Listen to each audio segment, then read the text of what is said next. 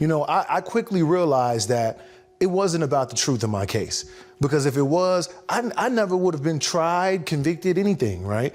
It was about who I was, who was accusing me, and what resources did I have, right?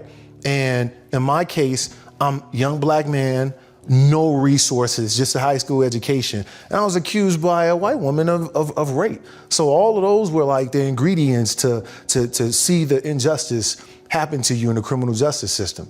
So to go through it at first, there was a transformation that I took while in prison.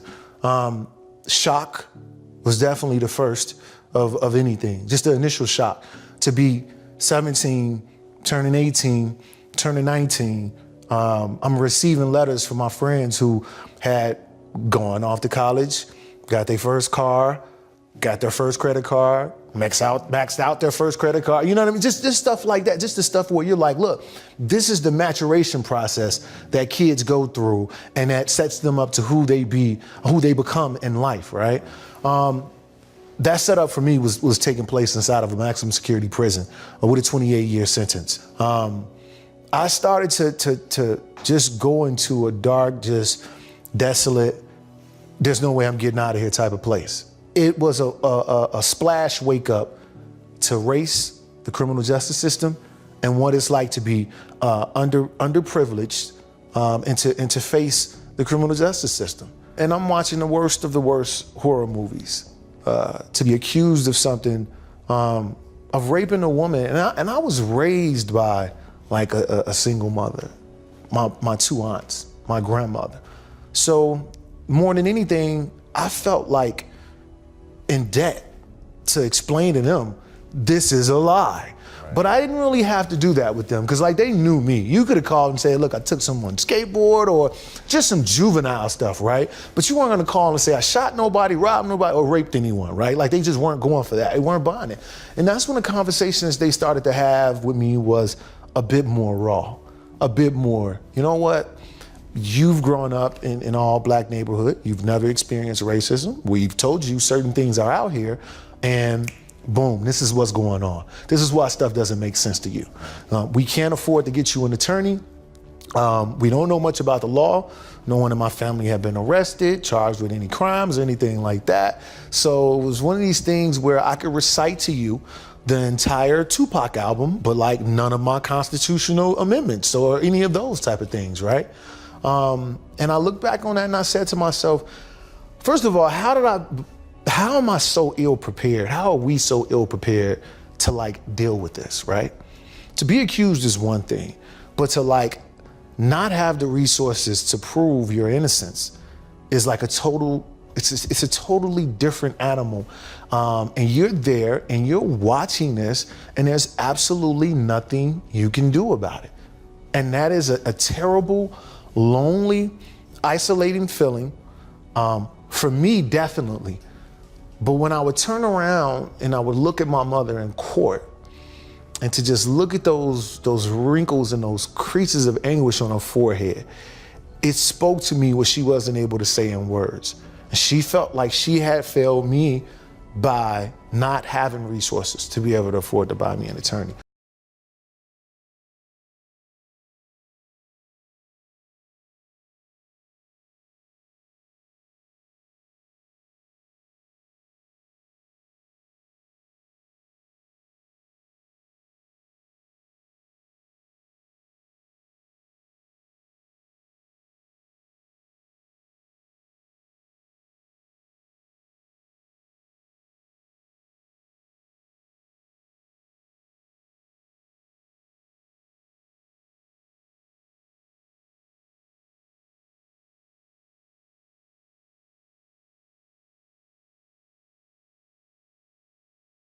Brother, and I just almost blew not only my life away, but her life, because the people who are in prison aren't in prison themselves, whether it be rightfully or wrongfully.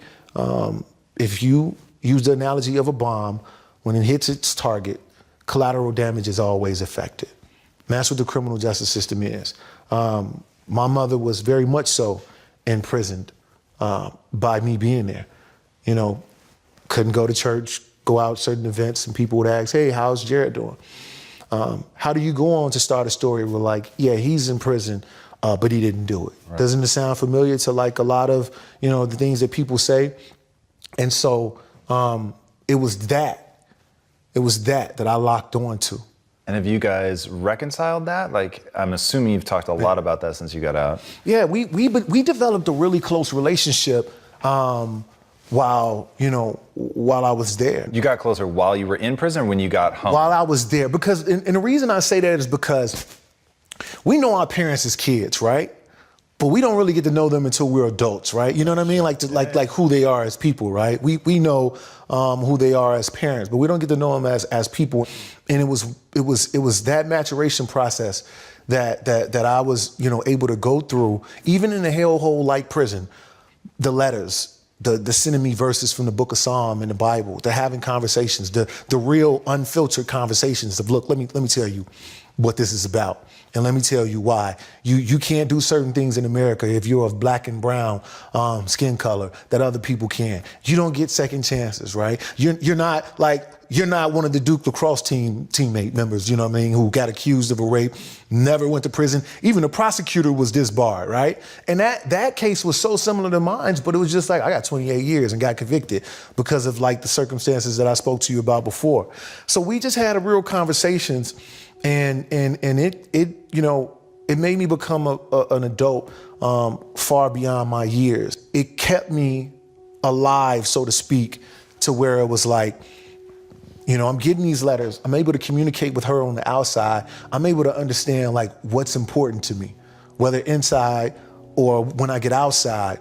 No matter how painful it is, I got to keep going. And I got to keep going because what is my passion? What is my focus? Your focus and your passion will numb you to failure and to pain of striving to get to where you're trying to go. You start to change the system from within. Because right now, like we got a bunch of Archie Bunkers making decisions for us in society, man. And like for real, it's very clear now what's going on. So at this point, if stuff isn't changed, it's not changed because the people who have the power to change it don't want it changed. It's not changed because we don't have the anecdotal evidence to understand that the criminal justice system is messed up. That's not it. It's not changed because the people who have the power to change it are benefiting from it and they have no need to change it. Because again, you cannot tell me that the person who runs for office and says that, look, vote for me because I'm gonna protect you, make you safe. I'm locking everybody up, lock them up, throw away the key. But then we lock those people up. We house them for decades in violent situations, no job training, no nothing. 92% of people who go to prison are coming home one day, and we release them right back into that same community of people that we swore to protect. And that's okay? That makes sense? It doesn't. And I'm not that smart. I'm just, like, even when I went to law school, like I could look and tell and like size up competition. And I'm like, yeah, look, go girl with them glasses, like she beat me to a punch, like in any argument, like for real. So what I would do was, she'd probably sleep. I wasn't sleeping. So you could be smarter than me, but you were never gonna outwork me ever, like for real. Like I would go hide from the janitor in the library, just so I can use, because I couldn't afford printing paper. So I would like bounce from floor to floor. If he was cleaning this floor, I was on the second floor. He was cleaning the second floor, I was back on the first, just to spend enough time in there because I couldn't blow this opportunity. Like I couldn't, right? It meant more to the hope and impact that I hope to have on young boys who look like myself to understand, like, look, I need y'all. Like I need y'all to stop giving up so easily and saying, oh, forget it, and just, joining into the cycle of hopelessness. Like I need you to do what I did. Like seriously, it may sound crazy, but like, nah, I need that to happen. I need that to happen because like I want to have kids one day. I want to have kids and not have to worry about them being taken advantage of or being born in circumstances, where it's like, they are looking and facing what I'm facing. And the only way I can do that is to do three things, man. And that's love God.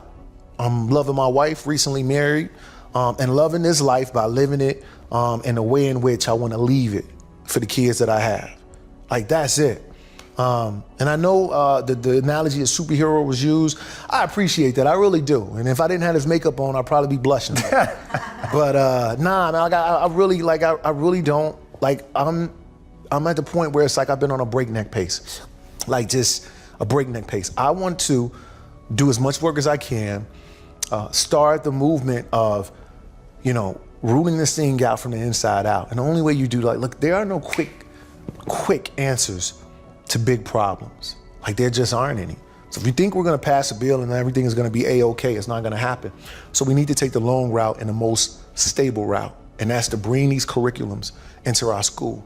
I don't have all the answers at this point. To be here, and I thank you again, it's like a coming out party, because I'm able to share my story, which I call my testimony, to others. And I don't do it to glorify myself, because it would be great, to stick my chest out like a 10-foot peacock and be like, yo, look at me.